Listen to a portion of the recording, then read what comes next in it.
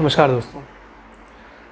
आज एक बार फिर आपके सामने एक नया ऐसा ही वीडियो लेकर के आ गए हैं जिसमें हमें कहीं ना कहीं सिस्टम में खामियां लगी और जिसके वजह से हमने ये आज टॉपिक चुना है जिसमें हम बात करेंगे पुलिस हरासमेंट की। पुलिस प्रशासन की तरफ से किया गया पब्लिक को परेशान करने के अलग अलग हथकंडे, अलग अलग तरीके। लेकिन मैं पहले ही इस वीडियो में कह दूं कि इसमें पूरी तरह से गलती पुलिस की नहीं है, क्योंकि at the end of the day police भी उसी सिस्टम का शिकार है जो सिस्टम इस तरह से बनाया गया है जिसमें लोग मजबूर हो जाते हैं इस तरह के हथकंडे अपनाने के लिए। आज एक बार फिर हम लोग ऐसे ही दौरे पर निकले हुए थे, राउंड पर निकले हुए थे सब जगह। जैसे हम लोग देखते हैं कि कहीं कुछ हो रहा हो, कहीं कोई प्रोग्राम हो रहा हो, कहीं कोई प्रोटेस्ट हो रहा हो, कहीं सच्चाई के लिए आवाज़ उठाई जा रही है, उसको कवर करें, उसको दिखाएं, आप तक पहुंचाएं। तो उसी में हम हावड़ा डिस्ट्रिक्ट से कोलकाता वापस आ रहे थे हुगली ब्रिज से, और हमने देखा कि नाके पे चेकिंग चल रही है। अब नाके पे चेकिंग चल रही थी तो as a responsible citizen of India मेरा फ़र्ज़ बनता था कि मैं वहाँ पे रुकूँ, मैं उनसे बात करूँ कि क्या प्रॉब्लम है और अब मेरे जो पेपर्स हैं मैं उन्हें दिखाऊँ। मैंने वही किया। मेरे साथ मेरे कलीग भी थे साथ में, तो हम लोग वहाँ पे रुके और उन्होंने मांगा कि आप अपने गाड़ी के पेपर्स दिखाइए, रेगुलर चेकिंग चल रही है। तो हम लोगों ने अपने पेपर सारे निकाल के दिखाया और उसमें जो है पोल्यूशन के पेपर्स फेल थे, क्योंकि पोल्यूशन जो है जुलाई के महीने में हमारा जो है फेल हो चुका था और जुलाई के महीने से हम लोगों ने अब तक करवाया नहीं, ड्यू टू लॉकडाउन था उस वक्त। और लॉकडाउन के वजह से किसी रीज़न से हमने वो देखा नहीं, चेक ही नहीं किया कि वो कब जो है फेल हो गया और वो कब निकल गया, वरना हम लोग अक्सर अपडेटेड ही रखते हैं उसको। हमारे बाकी सारे पेपर्स ठीक थे। तो उन्होंने कहा कि ठीक है, आप एक काम करिए, आप अपना लाइसेंस दे दीजिए, हम आपका लाइसेंस सीज करेंगे। और इसी तरह से वो जितने भी लोगों का जो भी जिसका पोल्यूशन फेल था, जिसका कुछ भी था, तो उसका लाइसेंस सीज कर रहे थे। तो मैंने उनसे कहा, जो ऑफिसर थे उनसे कहा कि ऑफिसर आप एक काम करिए, आप जो भी फाइन है वगैरह है वो स्पॉट पर इधर ही ले लीजिए, क्योंकि देखिए मैं यहाँ से काफ़ी दूर रहता हूँ और यहाँ मैं अपने काम के लिए आया था और मैं यहाँ रोज़ रोज़ नहीं आता हूँ, तो मैं आज यहाँ आया हूँ और आज ही ऐसा इत्तेफाक से ऐसा हो गया। तो आप एक काम करिए, जो भी फाइन है कृपया करके आप सर यहीं ले लीजिए ताकि मुझे वापस ना आना पड़े, ज़रा सा कोऑपरेट कर दीजिए। और मेरे साथ जो मेरे कलीग थे वो डायबिटिक पेशेंट भी हैं, उन्होंने भी कहा कि, और उनको वो इंसुलिन लेते हैं, तो उन्होंने भी कहा कि देखिए सर मेरे इंसुलिन लेने का वक्त हो रहा है, मैंने कुछ खाया भी नहीं है, तो मुझे जल्दी जाना है, मुझे जल्दी छोड़ दीजिए। तो उन्होंने कहा कि ज़रूर नागरिक उनको कोऑपरेट करना तो हमारा फ़र्ज़ है, हमारा कर्तव्य है, तो ज़रूर कोऑपरेट करेंगे आपको। ये सुन के हम खुश हो गए कि भाई चलिए कोई तो ईमानदार पुलिस वाला मिला। तो उन्होंने कहा कि ठीक है, हमारे यहाँ बड़े सर खड़े हैं, तो बड़े बाबू से जा करके आप बात कर लीजिए। तो हम लोगों ने सोचा कि चलो वो शायद समझदार हो, शायद इनको उनसे परमिशन लेनी पड़े, तो शायद बात करना पड़े। हम लोगों ने उनसे भी यही बात की। तो उन्होंने कहा कि देखिए वो सब हमें देखना नहीं है, ये रूल्स है, रूल्स मानना आपका काम है और रूल्स के ऊपर कुछ नहीं है। तो हमने उनको कहा कि सर हम रूल्स मान रहे हैं, बिल्कुल आपका रूल्स मान रहे हैं और रूल्स मानना ही हमारा काम है, लेकिन सर ज़रा सा अगर कोऑपरेट करते और आप सीज ना करते, उसके बजाय आप यहीं पे फाइन ले करके जो है हमें जाने देते, क्योंकि वापस आना पड़ जाएगा सर हमें उतनी दूर से। और अभी लॉकडाउन के समय ऐसी कोई बहुत अच्छी रोज़गार भी नहीं चल रही, बहुत अच्छी आमदनी भी नहीं है जो आकर के हम वापस इतना तेल खर्चा करके इतनी दूर से आएँ और वापस लें उसको। तो हमने उन्हें समझाया, उन्होंने कहा कि ठीक है चलिए, आप जो है इतना कह रहे हैं तो एक काम करिए, आप वो गाड़ी खड़ी है वहाँ चले जाइए, आपका काम हो जाएगा, मैं कह देता हूँ। हम लोग गए, हमारे साथ एक और बड़े ऑफिसर को उन्होंने कहा कि असिस्ट करने, और उस गाड़ी तक गए।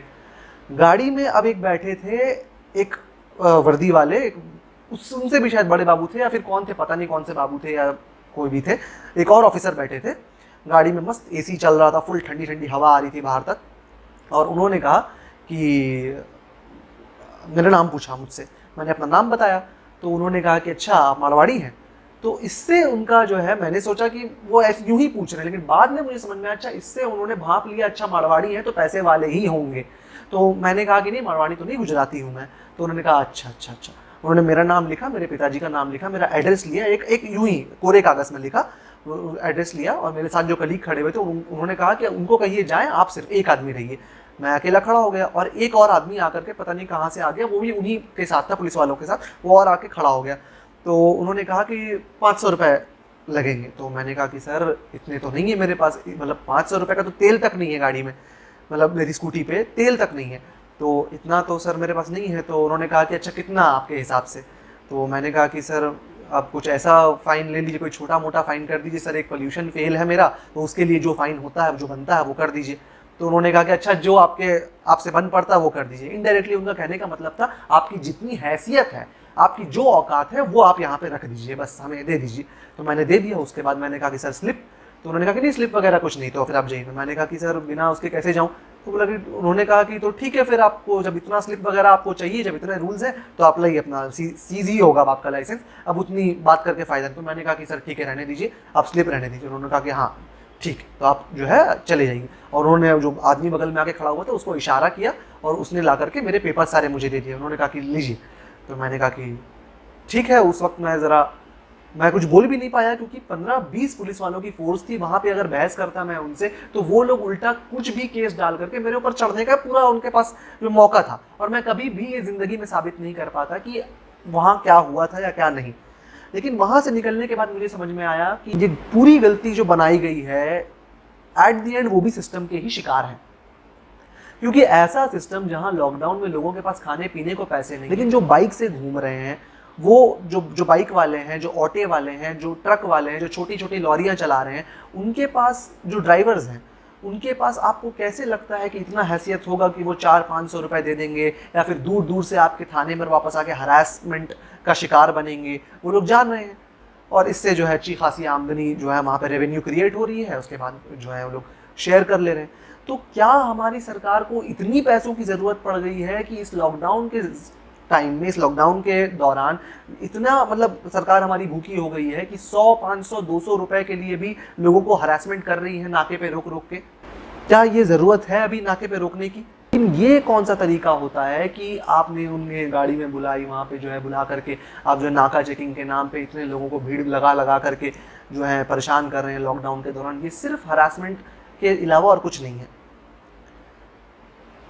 मैंने माना कि पुलिस का काम है वो करना, उन्हें करना पड़ेगा और उनको चेकिंग करना है। मेरा पोल्यूशन गलत निकला, मेरा पोल्यूशन फेल था, किस भी रीज़न से हो, लॉकडाउन की वजह से हो, जो भी रीज़न से हो, that is not their lookout. उनकी काम है उनकी ड्यूटी करना। लेकिन इस तरह से रात के वक्त 100-200 रुपए के लिए सारे बाइकर्स को रोकना, सबको हरास करना, और मतलब ऑब्वियसली अगर आपको किसी के बारे में टिप मिली है कि कोई क्रिमिनल वहाँ से निकलने वाला है उसको पकड़िए आप, लेकिन आप हर एक को इस तरह से हरास कर रहे हैं, हर एक से पैसे ऐंठ रहे हैं और इस तरह से दूसरी गाड़ी में जाइए, तीसरी गाड़ी में जाइए, और नाका चेकिंग के नाम पे आपने पूरा एक माफिया एक तरह का वहाँ पे बैठा रखा है अपना, कि एक के बाद दूसरे, दूसरे के बाद तीसरे के पास जा रहे हैं और सरकार के इसमें कोई ये नहीं है। तो जब दूसरी पार्टियां, हमारी तृणमूल की सरकार जो बंगाल में राज करती है, राज्य सरकार है, उसको जब बीजेपी का बी टीम बुलाती है, बी टीम बीजेपी की बुलाती है, तब जब ये तृणमूल सरकार गुस्सा होती है, ममता दीदी की सरकार गुस्सा होती है, तब मुझे लगता है उन्हें गुस्सा नहीं होना चाहिए, क्योंकि ये इस तरह से इस चीज़ को पोर्ट्रे कर रहा है कि आप जो पब्लिक को हरास करना चाह रहे हैं और अपनी सरकार गिरवाना चाह रहे हैं।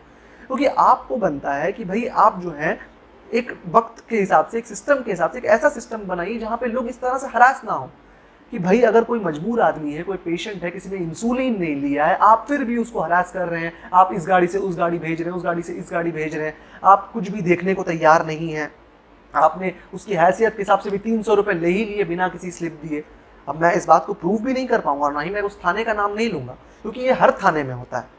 ये जितने भी थाने हैं, चाहे बंगाल के बोलिए चाहे हिंदुस्तान के बोलिए, हर थाने में यही कहानी है कि इस तरह से ये करप्शन ले रहा है। लेकिन ठीक है, मैं करप्शन के खिलाफ तो आवाज़ उठा ही रहा हूँ, लेकिन जो मेन मुद्दा मेरा इस वीडियो को बनाने का है वो ये है कि इस लॉकडाउन के दौरान जब लोग जो है सारे दिन में एक बंदा 200-300 रुपये 400 रुपये मुश्किल से कमा पा रहा है, कहीं से जुगाड़ उगाड़ लगा करके इधर उधर जैक लगा करके कमा पा रहा है, वो 200-300 रुपये उसमें जो है पुलिस वाले आकर के ले जाते हैं। सबसे हैरानी की बात मुझे ये लगी कि मेरे साथ एक और शख्स थे, एक और सज्जन थे, वो अपने छोटे से बच्चे के साथ थे और उनका बच्चा जिद कर रहा था, पापा चलिए पापा चलिए पापा चलिए। तो उन्होंने कहा कि बेटा अब कहीं नहीं जाना है, तुझे एसी की हवा खानी थी, होटल में बैठ करके खाना था ना, ले सर के गाड़ी से एसी निकल रही है, यहाँ से हवा खा ले, और जो पैसे थे वो तो सर ने ले लिए, तो यही खत्म।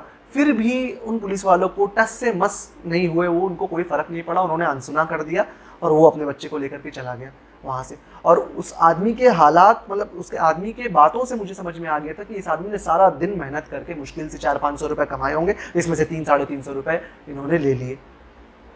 अब इसमें किसको दोषी ठहराए किसको नहीं, ये तो अब आपको तय करना है। मैंने पूरी कहानी आपके सामने रख दी, लेकिन बस सवाल आखिर में मैं ये पूछना चाहूँगा, क्या इस लॉकडाउन के दौरान इस तरह के छुटभइये चुटपुटिये फ़ाइन दे करके और लोगों को जो है 200 रुपये 500 रुपये करके फ़ाइन लगा करके और ये निकाल करके किसका भला हो रहा है, ये सरकार हमें जवाब दे दे। अगर बहुत बहुत शुक्रिया। आज का हमारा शो इसी के ऊपर था कि कैसे लोग अभी भी हरास किए जा रहे हैं हमारे सिस्टम के द्वारा जब इतनी परेशानी चल रही है। आप कमेंट करके अपनी राय रखें, अपनी बातें बताएं। वीडियो अच्छा ना भी लगे तो भी इस कमेंट सेक्शन में बताएं और बताएं हमें और आगे कैसा वीडियो लेकर के किस टॉपिक में हम आ सकते हैं। जय हिंद, जय भारत।